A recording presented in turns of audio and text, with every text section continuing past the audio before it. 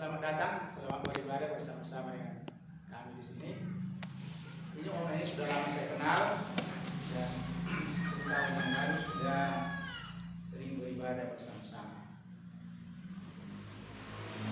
Pelajaran kita pada saat ini, saudara-saudara, sengaja saya ambil dari khotbah saya 2 minggu yang lalu, yaitu dari buku ataupun surat kiriman Rasul Paulus, yaitu dari Efesus pasal 4 ayat yang kelima. Kalau Tuhan mengizinkan, saya juga akan berkhotbah dari Perjanjian Lama, karena dari Perjanjian Lama banyak sekali kita pelajari, sangat berguna bagi kita untuk menguatkan iman kita. Salah satunya dari Perjanjian Lama itu bisa kita dapatkan apa yang disebut dengan sains. Ilmu pengetahuan banyak sekali di sana, dan itu akan membuat iman kita, pengetahuan kita semakin kuat. Karena sains yang ditemukan manusia akhir-akhir ini, ya, sebenarnya itu sudah tertulis dalam kitab ribuan tahun sebelum ditemukan manusia. Tapi itu nanti kalau Tuhan mengizinkan, kita akan belajar dari Perjanjian Lama. Judul dari khotbah saya pada saat ini yang perlu saya tekankan kepada kita, mengapa ajaran itu sangat penting. Kalau saudara membaca Efesus pasal 4 ayat 5, ya, saudara akan dapatkan di sana salah satunya itu satu iman. Iman di sana bukan ditujukan kepada contohnya kepercayaan, tapi ditujukan, meskipun arti iman adalah percaya, tapi ditujukan kepada sistem daripada iman atau sistem daripada ajaran, sebagaimana akan kita pelajari nanti, di mana pelajaran ini tidak bisa ditawar-tawar. Kita ada di sini, kita bersatu sekarang ini itu karena ajaran, dan terjadi perpecahan juga karena ajaran. Oleh sebab itu, saudara-saudara kita yang membuat perpecahan akan bertanggung jawab pada Tuhan. Kesatuan diinginkan oleh Tuhan dari Efesus pasal 4 ayat 4 sampai 5. Oleh sebab itu kita harus memilih hati. Saya berdiri di sini bukan karena pendapat saya. Saudara mengundang saya karena saudara percaya bahwa ajaran itu sangat penting. Ada 4 hal yang perlu saya tekankan kepada kita mengenai pentingnya ajaran ini. Sebelumnya saya akan tekankan kepada kita, apakah itu ajaran? Kalau kita membaca ayat-ayat suci, banyak sekali yang berbicara mengenai apa itu ajaran. Ajaran disebut juga kebenaran, disebut juga firman Kristus, ajaran para rasul, ajaran sehat, perjanjian baru, Injil Kristus atau hanya Injil saja, firman Kristus, ajaran roh, dan anugerah, dan lain-lain. Itu saudara bisa baca dalam Yohanes 8 ayat 32, Matius 26 28, 2 Timotius 4 ayat 2-4, Titus pasal 2 ayat 1, Roma pasal 1 ayat 16, 17, 2 Tesalonika 2 14, Kisah para Rasul pasal 2 ayat 22, Roma 8 ayat 2, Efesus 4 ayat 4, Galatia 3 25 26, dan Yudas ayat 3. Itu semua berbicara mengenai ajaran, meskipun nama-namanya berbeda-beda. Jadi sebenarnya Injil itu ataupun firman Kristus itu kaya dengan sebutan-sebutan mengenai hal tertentu. Kaya. Jadi tidak perlu kita meragukan yang disebut dengan ajaran itu apa disebut dengan firman Kristus, anugerah, dan lain sebagainya. Ya, karena itu semua berbicara kepada hal yang sama. Mengapa Tuhan membuat ini bervariasi banyak nama-namanya? Untuk meyakinkan kita bahwa ajaran itu hal yang sangat-sangat penting. Ada orang berkata bahwa ajaran itu menentukan tujuan akhir kita. Saya percaya tujuan akhir kita di dunia ini. Jadi kalau misalkan kita percaya semua ajaran bahwa bisa kita ciptakan perpecahan, bisa misalkan seseorang itu tidak terima keanggotaannya harus berdasarkan ini dan itu tidak sesuai dengan kita, itu akan membawa dia kepada kematian. Saya sudah katakan tadi ada 4 poin yang perlu saya jelaskan pada kita saat ini mengapa ajaran itu sangat penting. Yang pertama, saudara-saudara, karena ajaran mewakili Kristus di dunia ini. Yohanes 12:48 apa dikatakan di sana? Siapa yang membuang aku dan tidak menerima perkataanku, dikatakan ia sudah ada hakimnya. Yang terakhir, firman yang telah kukatakan itu. Jadi artinya adalah kalau ada sebuah sekte di dunia ini yang mengatakan bahwa dia adalah wakil Kristus di dunia ini, itu sangat salah. Karena Yesus tidak diwakili oleh manusia, dia diwakili oleh firman-Nya. Sama halnya contohnya ketika presiden kita membuat dekret atau membuat sebuah undang-undang, katakan begini, lakukan ini dan sebagainya. Meskipun presiden tidak datang kemari, tapi kekuatan daripada firman ataupun perkataan dekret daripada presiden tersebut itu begitu juga dengan Yesus diwakili oleh firman-Nya di dunia ini. Dia tidak diwakili oleh manusia biasa, dia diwakili oleh firman-Nya. Jadi dua kata benda yang dibuat oleh Yesus di sana, aku dan firmanku, firmanku dan aku, dua hal yang terpisahkan. Sudah pernah mendengar ada yang mengatakan wah kalau Yesus yes, kalau firman-Nya no, tidak bisa. Kata dan di dalam ayat itu menunjukkan adanya suatu kesatuan yang tidak terpisahkan. Saudara masih ingat Markus 16:16? Ada yang tahu isi ayat itu? Keterlaluan kalau tidak tahu. Barang siapa yang percaya dan yang dibaptiskan. Kata dan di sana menggabungkan dua kata kerja, di mana dua kata kerja tersebut memiliki kesamaan dan kekuatan. Begitu juga dengan Yohanes 12:48. Meskipun kita tidak melihat Yesus secara fisik atau secara penglihatan sekarang, tapi kita melihat dia melalui firman. Makanya jangan coba-coba ubah, jangan coba-coba permainkan itu. Amsal mengatakan, Amsal 23:23, belilah kebenaran dan jangan menjualnya. Ada orang menjual kebenaran, menjual keselamatannya hanya dengan alasan gengsi, dengan alasan supaya terkenal, supaya dapat banyak sekali. Coba saudara pikirkan, coba kita pikirkan dulu 35.000 nama sekte yang ada di dunia ini mengatakan bahwa mereka yang benar. Saudara tahu penyebab dari apa sampai 35.000 itu?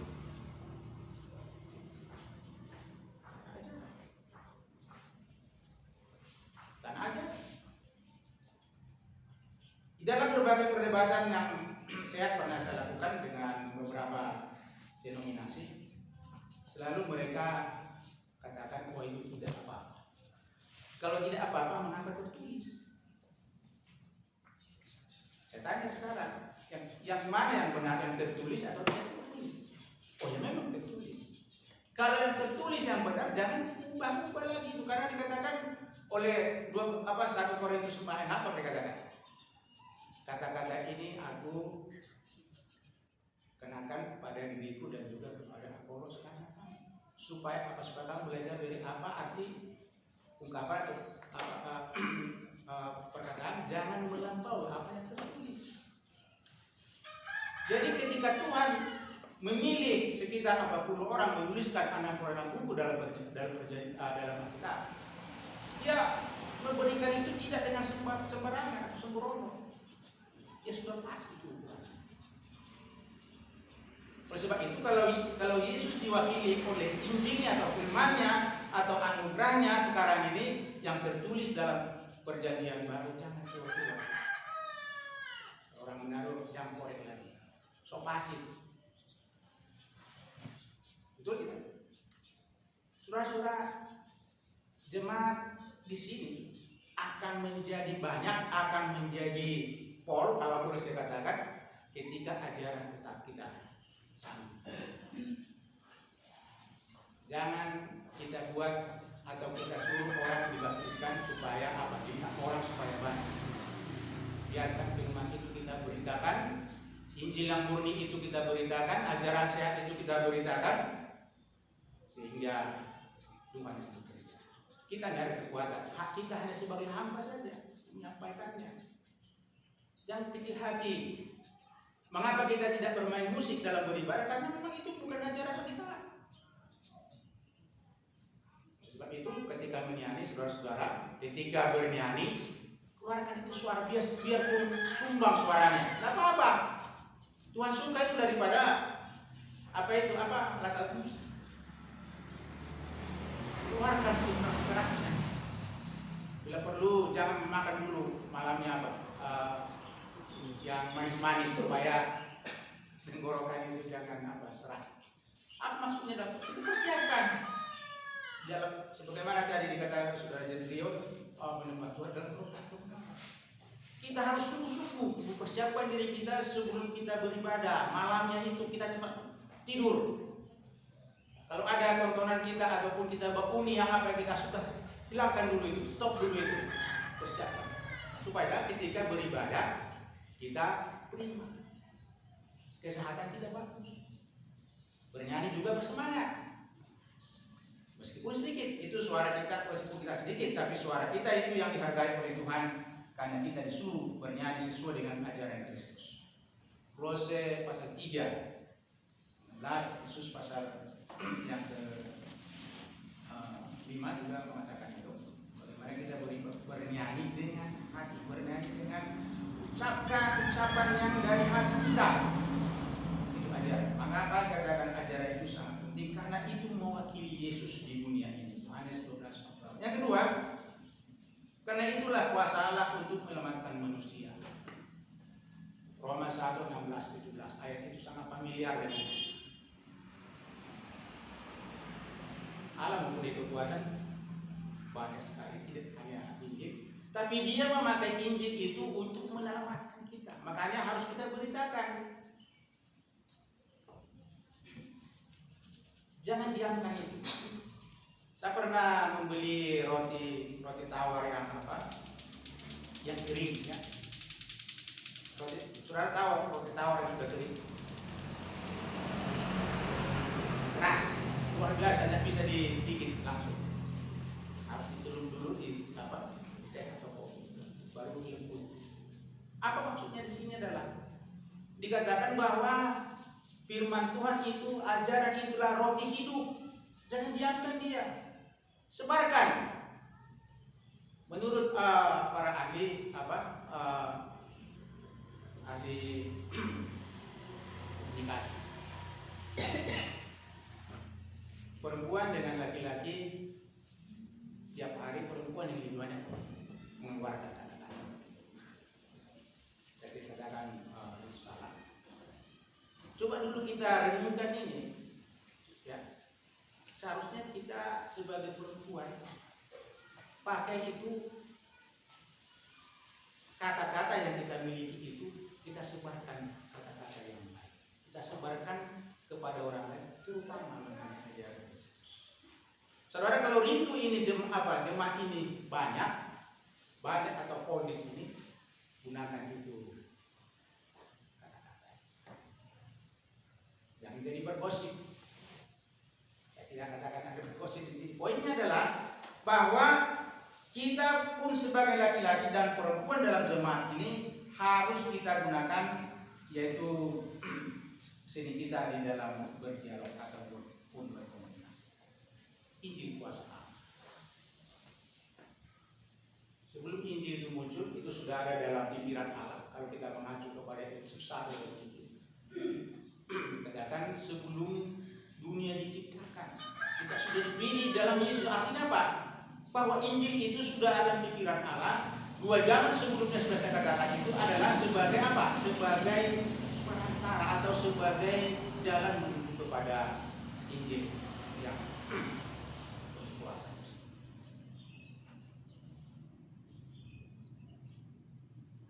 2 Tesalonika 2:14 saudara sudah pasti tahu ayat itu. Kamu dipanggil oleh Injil yang kami beritakan. Ada pemberitaan.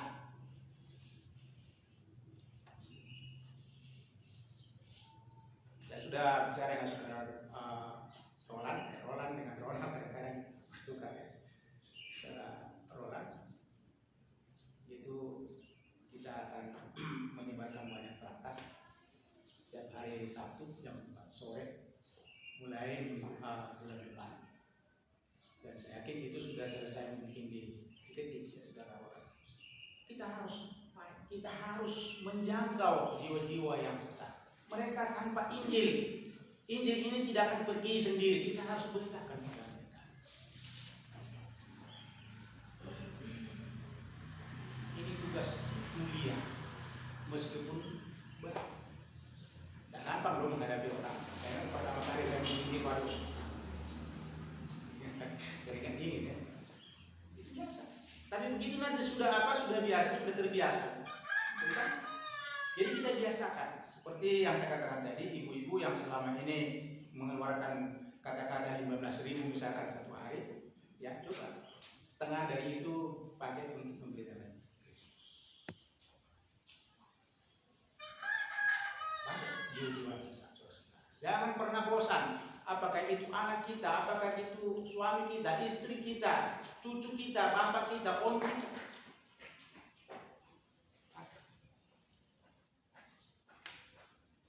Kalau saya bertanya mungkin ada di sini yang tidak punya teman satu, tidak ada. Pasti ada teman kan? Itu sudah sering dikatakan orang. Artinya apa? Teman yang kita miliki itu sebenarnya itu prospek. Ya, saudara melihat di Ukraina sana yang dikirim atau apa? Misil ya. Kita sebagai jemaat Tuhan harus mengirim misil. Hilangkan L. Memang kita berperang. Dan itu tidak mudah. Kita harus berani mengatakan ini yang benar, ini yang salah. Yang ketiga saudara-saudara, karena melalui ajaran itulah kita akan dilepaskan dari dosa. Yohanes 8 ayat 32. Juga Roma 6 17 18. Saudara melihat di sana di dalam Roma 6 17 18 apa disebutkan? Syukurlah kepada Allah. Dan dulu kamu adalah hamba dosa, tapi sekarang kamu dilepaskan dengan apa? Dengan bersungguh-sungguh taat kepada jenis pengajaran. Form of doctrine itu orang bahasa Inggris. Artinya kita memiliki ajaran yang satu.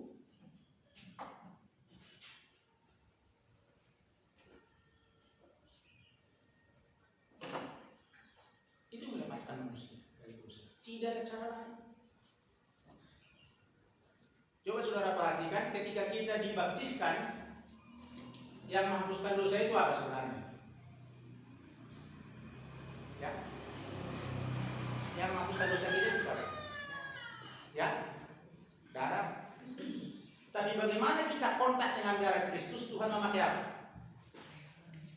Air baptisan. Jadi ketika kita dibaptiskan bersama-sama dengan Yesus menurut Roma 6:4. Jadi satu-satunya pekerjaan yang kita lakukan bersama-sama dengan Kristus sebelum menjadi Kristen itu apa? Baptis. Kamu dikuburkan bersama-sama dengan Kristus. Percaya itu bagian kita, mengaku itu bagian kita, berbuat bagian kita. Tapi ketika tiba dalam baptisan, kita lakukan itu bersama-sama. Saudara melihat di sini, di dalam air itu tidak ada kekuatan apa-apa. Yang ada apa? Di dalam perintah itu. Yang tadi saya buat gambarannya dekret presiden. Jadi ketika kita dibenamkan, kita dibaptiskan, pada saat itulah kita kontak dengan darah Kristus. Saudara ingat apa yang terjadi kepada sida-sida dari Ethiopia? Sesudah dia keluar dari air baptisan itu, dia bersedia tahu menangis. Dia bersukacita. Di dalam buku Lukas pasal 15, 3 perkataan Yesus di sana mengenai domba yang hilang, anak yang hilang, apalagi dirham yang hilang, itu membuktikan adanya suatu proses bagaimana yang hilang ini kita selamatkan. Kita dulu seperti itu. Ada nyanyian sangat sering kita nyanyikan itu apa? Minggu lalu kita dengar, minggu lalu kalau salah ya, itu sangat besar. Ada lagi suatu nyanyian juga sangat bagus, hari nan bahagia. Itu mengajarkan kepada kita bahwa bagaimana kita tadinya dari kegelapan dipindahkan ke dalam terang. Itulah gereja itu. Itulah definisi daripada gereja. Kolose 1 ayat 13. Jadi saudara-saudara, mengapa ajaran itu sangat penting? Karena itulah dipakai Allah untuk melepaskan kita dari dosa. Tuhan tidak berbicara dari surga lagi. Bilang, saudara, dan beliau percaya, tidak ada suara. Kita harus memberitakannya kepada orang lain. Tanpa pemberitaan tidak ada pertobatan. Ingat itu saudara-saudara. Yang keempat, sebenarnya banyak yang perlu kita katakan, tapi 4 ini sengaja saya pilih. Karena itu adalah anugerah Allah yang bermanfaat. Efesus pasal 28 dalam buku Yohanes 1 ayat 14 disebutkan juga anugerah. Dalam denominasi sekarang ini saudara-saudara, mereka berpikir bahwa anugerah itu tidak perlu melakukan apa-apa. Salah sekali. Itu dibantah oleh Rasul Paulus melalui Hamba Roh Kudus di dalam buku Titus pasal 2 ayat 11. Karena anugerah mengajak kita, itu terjemahan yang lama. Karena anugerah untuk apa? Meninggalkan segala kefasikan dan untuk beribadah. Jadi tidak hanya diam kalau anugerah, tidak semata. Tidak ada di antara kita ini yang bisa melakukan diri sendiri. Sejarah mencatat yang bisa lompat jauh itu sekitar berapa? Saya lihat di televisi orang yang bisa melompat jauh itu sekitar 8 meter kalau salah ya. Ada mungkin informasi yang baru sudah dengar. Poinnya adalah kita tidak bisa melompat dari dunia ini ke surga dengan cara. Kita harus memakai Yesus Kristus. Masih ingat Yohanes 14 ayat 6? Yesuslah yang menjembatani kita untuk masuk ke surga. Itu anugerah. Anugerah itu mengajak kita untuk melepaskan ataupun membuang segala kepalsuan ataupun segala ajaran palsu. Kenapa? Anugerah. Tidak ada yang bisa selamat dengan cara sendiri. Maka Yesus diutus oleh Bapa ke dunia ini. Dan dialah yang menjembatani kita bisa masuk ke surga. Ingat tadi bahwa Yesus diwakili oleh firman. Selama kita taat pada Kristus, selama taat kepada firman-Nya, maka anugerah berlaku bagi kita. Maka kita berhak untuk masuk ke surga yang dijanjikan oleh Tuhan. Sekarang saya akan menyebutkan 4 hal, yaitu bagaimana sebenarnya sikap kita kepada ajaran ataupun kebenaran. Ada 4 hal saudara-saudara, meskipun saudara memiliki beberapa poin yang lain, itu bisa saja. Yang pertama, kita harus setia dan berjuang hingga akhir hidup kita. Wahyu pasal 2 ayat 10.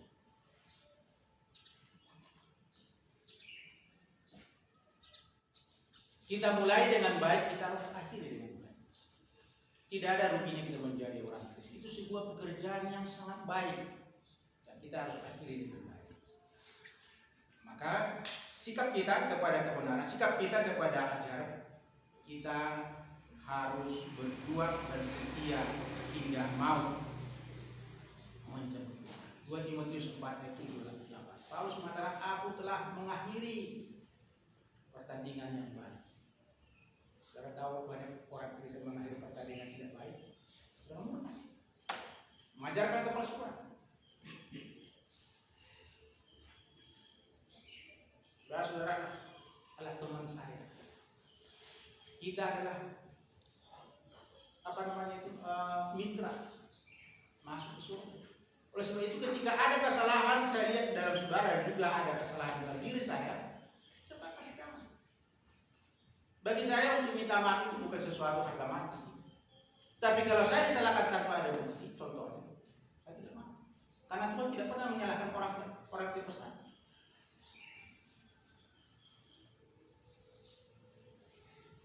Jadi sikap kita kepada kebenaran, sikap kita kepada ajaran sehat, firman Kristus, itu kita harus setia dan berjuang sampai akhir. Kita mulai dengan baik, kita harus akhiri dengan baik. Yang kedua, kita harus mengasihinya, saudara. Mengasihi di sini artinya jangan menambah dan jangan mengurangi. Juga hidup kita harus sesuai dengan Injil. Saya sebutkan salah satu, yaitu kita harus meninggalkan segala apa yang disebut dengan kemunafikan, dosa-dosa, sifat-sifat yang tidak diinginkan oleh Tuhan. Kita harus hilangkan dari hidup kita. Itulah disebut mengasihi kebenaran.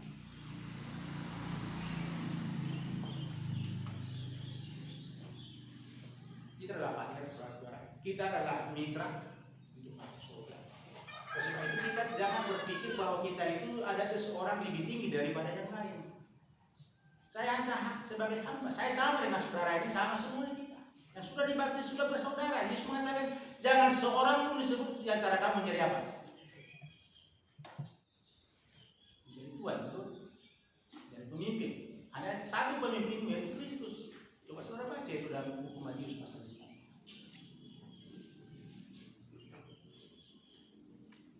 Sebab itu saudara-saudara kita harus mengasihi kebenaran. Saya mengasihi kebenaran dengan secara apa? Secara pasti atau begini, saya buat gambaran. Bagaimanakah kalau hubungan saya dengan Kristus dengan hubungan saya dengan istri saya?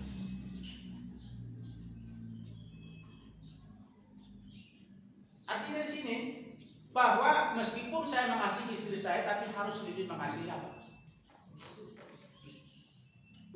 Karena dengan mengasihi Yesus itu otomatis mengasihi istri saya. Tapi mengasihi istri saya lebih dulu belum tentu mengasihi istri. Jadi Tuhan menginginkan kita itu bahwa kita harus mengasihi kebenarannya. Jangan ubah lagi, jangan coba-coba lagi itu. Lakukan seperti politikus. Supaya banyak orang ya, ubahlah sedikit-sedikit tak apa-apa. Saya sudah menjadi gubernur sekitar 30 tahun. Saya sudah alami semua pahit getirnya mengenai pemerintahan ini. Enaknya juga sudah terasa. Saya pernah katakan mungkin waktu di gedung gereja Mbak Lama, saya adalah manusia paling bahagia di dunia. Karena kekristenan. Kalau saudara belum memiliki sifat seperti itu, berarti ada yang kurang dalam diri saudara. Jadi saya katakan ini untuk mendorong kita, supaya kita melihat makna daripada kehidupan ini, bahwa orang Kristen itu adalah orang yang paling bahagia di dunia.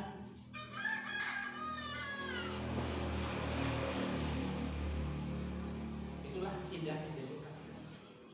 Kematian tidak perlu ditakutkan lagi, karena Yesus sudah mengalahkan kematian, betul tidak? Karena masalah terbesar manusia adalah apa, saudara? Bukan doi, saya bukan karena tidak doi, bukan tidak ada uang, tapi masalah terbesar itu adalah dosa. Disitulah, pada saat itulah ketika saya mengasihi kebenaran daripada kebenaran, maka masalah terberat itu hilang dari diri saya. Itu makanya sida-sida dari Ethiopia itu apa?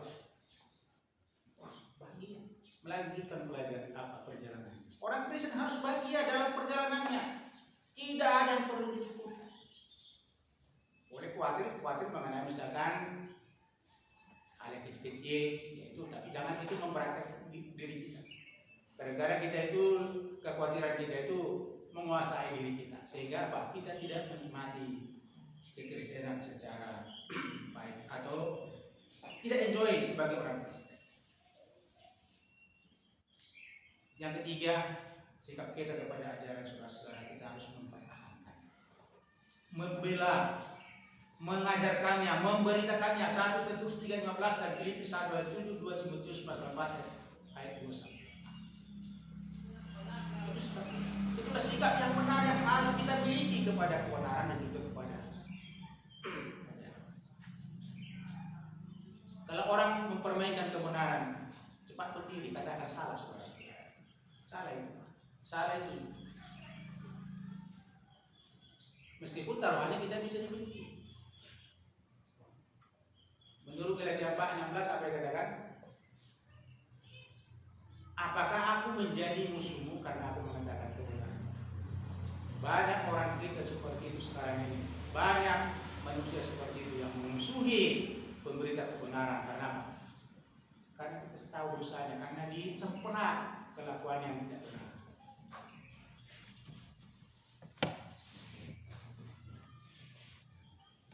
Seorang guru Injil, saudara-saudara, sedikit saya berbicara mengenai guru Injil. Menurut 1 Timotius 4:16 apa dikatakan? Ingatlah akan dirimu dan ajaran. Mengapa dikatakan kepada guru Injil seperti itu? Karena ada guru Injil yang berani mengajarkan kebenaran, tapi kehidupannya amburadul. Siapa mau ikut? Tidak akan ada. Yang ikut ya orang-orang yang sama tipenya dengan dia. Mencela-mencela.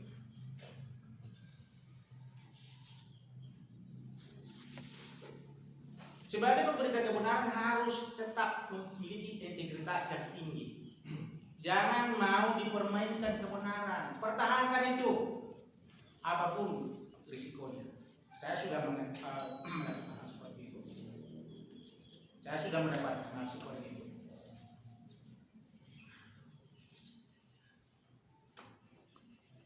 Dan itulah yang katakan yang keempat, hidup sesuai dengan Injil itu. Tahu ayatnya Filipi 1:27. Dalam 1 Korintus pasal 9 ayat 27, Paulus mengatakan, aku menyiksa tubuhku supaya ketika aku memberitakan Injil, aku sendiri jangan. Artinya apa? Kita harus mendisiplin diri kita. Jangan kita katakan jangan berzina, berarti kita berzina. Menjadi guru Injil itu sesuatu yang sangat bagus, tapi itu bisa menjadi bencana kepada orang yang melihat. Itu dikatakan dari akan menjadi contoh kepada orang sekitar. Dan itu secara garis besar. Artinya saudara, itu saya coba lakukan dan saya sangat kerja keras untuk itu selama 30 tahun. Sebab itu saudara, kita harus hidup sesuai dengan Injil. Jangan sampai kita sendiri tidak diselamatkan. Karena apa?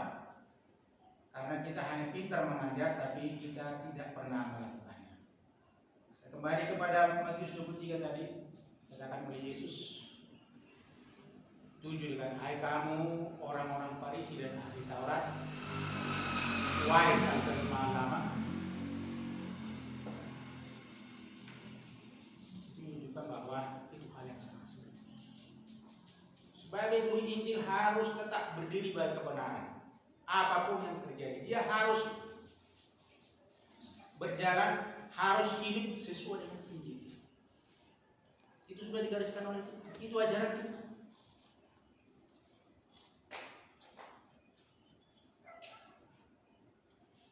Itulah sikapnya. Ya. Tidak ada cara.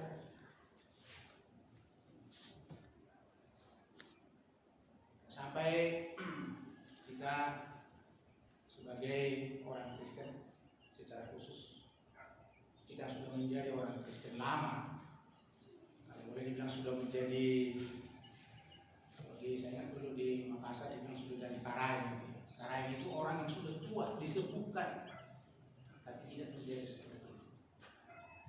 Jadi pertumbuhan itu diharuskan. Jadi saya akhiri khotbah saya pada hari ini dengan mengulang kembali mengapa ajaran itu sangat penting, karena ajaran mewakili Kristus. Yang kedua, karena itu adalah kuasa Allah untuk menyelamatkan. Yang ketiga, karena itu yang melepaskan kita dari dosa. Yang keempat, karena itu adalah anugerah Allah yang menyelamatkan kita. Terima kasih atas perhatian saudara. Kiranya melalui pemberitaan ini, melalui pelajaran ini, kita diingatkan kembali bahwa kita jangan sampai membuang kebenaran, merusak kebenaran, dan memperdagangkannya. Terima kasih dan selamat siang.